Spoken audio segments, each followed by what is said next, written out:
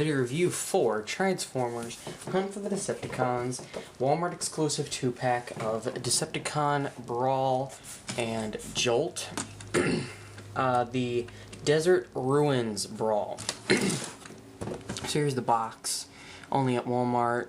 You can see, it's Hunt for the Decepticons Intermediate Transformation. Obviously, it just says Transformers Hunt for the Decepticons Brawl versus Jolt. Only at Walmart. Desert Ruins Brawl. On the side it says Jolt, Strength 6, all of this stuff. You go up here, it says Desert Ruins Brawl up there again. A nice Autobot symbol. The stuff on the back, Desert Ruins Brawl, rotating turret, projectile launching cannon, and then Jolt in the Chevrolet Volt mode. And what it says here, a little bio. Dug in among a lost, shattered field of ruins in the baking desert, Jolt waits and watches the advancing horde of Decepticon warriors. Each one of them is a devastating war machine. While Jolt is more trained more as a healer than a fighter, he focuses attention on Decepticon Brawl, knowing that if he is cautious and lucky, he might have a chance to bring down the enormous, powerful Decepticon. And on the other side, Decepticon logo, it says Brawl, and it says Desert Room Brawl again. I got this set on clearance actually at my local Walmart for $8 instead of the $16 that it retailed for. So I got a little bit of a better price on it. So let's start off with Jolt first. You can see pretty much completely unpainted except for some blue details, and has some green electric like flame look to it with some green highlights. That's about it. So to transform Jolt, you just want to pull the arms like that,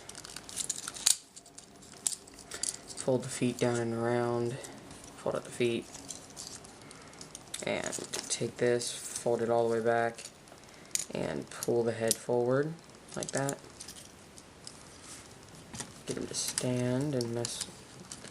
And there you have Jolt. Not really that great of a Legends figure, because you can see he really looks weird. Ball jointed arms. You can see detailed arms with his whips on it. And not really that colored with the silver Autobot symbol there. There's like 2 hints of blue and yellow on his face. That's it. So it's really not really that good of a figure, so I'm just going to set it off to the side. So here's Brawl, a mishmash of different camos and colors, with green and red camo, and base color's yellow. Not that great of a figure with some black on the tip here. Not worth, the set itself was not worth $16, which at 8 o'clock I was like, why not? He's got a nice black Decepticon logo there, if my camera will focus. There we go. Very nice. Red missile still. So, I do not have any other Brawls to compare him with at this point. I am sorry. Like I said with a few other things, I'm moving some Transformers right now, and he's in storage. So, to transform Brawl, it's exactly the same as the others. And one thing I've noticed, even though this mold has been used a few times and it's a few years old, it is still, the joints are extremely tight. No loose joints, no joints are gonna pop out easily. The easiest joint to pop out is this one, because it has a part where it's actually meant to pop out, and it's easy to do it. But that's the only easier place to actually get it to pop out, and it's not been doing it as much. So that's a plus. So then you just want to do his little automorph feature, because this is obvious, like I said, a movie 1 feature. His automorph, that was the G1, or not the G1, but the first movie, special feature. Like, the second movie was Mech Alive, and the third one's going to be Mech Tech. So you want to form the legs like that, with have some very nice brown on them. It looks a little lighter on the camera, but it's actually a very, very nice, almost a mud brown. Though too much light actually is getting on it, and it making it look a little red. But then you want to come up here and get the arms folded out and rotate that. Fold it down like that. And this is the the Revenge of the Fallen Deep Desert Brawl version, because between the first movie and the second movie one, they did fix the clip on the arm there to get it to snap in instead of just slide in, and it stays in a lot better than it did when the mold was first used. So I do think that's a plus, because you can hear on the arms it pop right into place, and I really like that, because that was one of the biggest problems with Brawl, and that's one of the biggest things that I hated about Brawl's figure in the first movie toy, because it was a good toy, but I mean, just everything, but it just sucked. That part just sucked. And to finish off the transformation, what you want to do is fold that up, give him his guns, and even this part snaps into place. It pops into place, which I don't think that's happened on either versions of the figure I've had.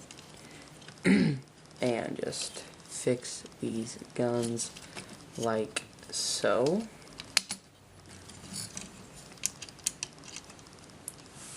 And let me fix the camera.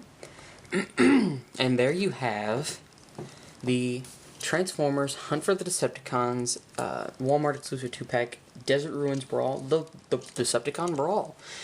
This is a very cool figure. I think the set overall is worth $8, because this figure itself is worth 10 to 11 in my favor. I'd probably end up buying it if it was a regular deluxe, and I never caved in and got the Legends Jolt figure, so this was just a little bit of a free add-on for me.